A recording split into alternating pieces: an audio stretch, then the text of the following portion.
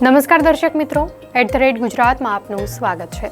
સાબરકાંઠા જિલ્લાના પોશીના તાલુકા ખાતે આદિવાસી મહાનાયક જયપાલસિંહ મુંડાની 122મી જન્મજયંતિ નિમિત્તે કાર્યક્રમનું આયોજન કરાયું હતું।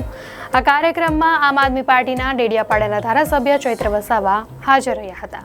કાર્યક્રમમાં મોટી સંખ્યામાં આદિવાસી સમાજના લોકો ઉપસ્થિત હતા। આ દરમિયાન ધારાસભ્ય ચૈત્ર વસાવાએ સત્તા પક્ષ પર પ્રહારો કરતા જણાવ્યું હતું કે જયપાલસિંહ મુંડાએ આપણને સંવિધાન માટે અધિકારો આપ્યા છે, તેને ગોળીને પી જનારા લોકો સત્તામાં બેઠા છે। ચૈત્ર વસાવાએ સરકાર સામે પ્રહાર કરતા જણાવ્યું હતું કે આજે અનુસૂચિ 5 પૈસા એક્ટ કે ગ્રામ સભાનો પાવર હોય આવા કોઈ મજબૂત કાયદાઓને અમલવારી થઈ રહી નથી। આજની સરકારો ગ્રામ સભાના પાવરને તો દૂર પરંતુ ગ્રામ સભાને જ માનવા તૈયાર નથી। આજની સરકારો પોતાની જો હુકુમી ચલાવી રહી છે। 73A કાયદા પ્રમાણે આદિવાસીની જમીન કોઈ બીજાને વેચી શકાતી નથી, પરંતુ સરકારો અને કલેક્ટરો એજન્ટો બનીને આપણી જમીન વેચી રહ્યા છે। ચૈત્ર વસાવાએ સરકાર સામે સવાલ ઉઠાવતા કહ્યું કે સરકારે શા માટે આપણી જમીનો લઈ લીધી છે?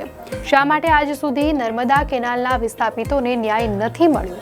શા માટે ઉકાઈ ડેમ અને કરજણ ડેમના વિસ્થાપિતોને ન્યાય નથી મળ્યો? શા માટે સંવિધાનના પ્રાવધાનનું અમલીકરણ નથી થઈ રહ્યું?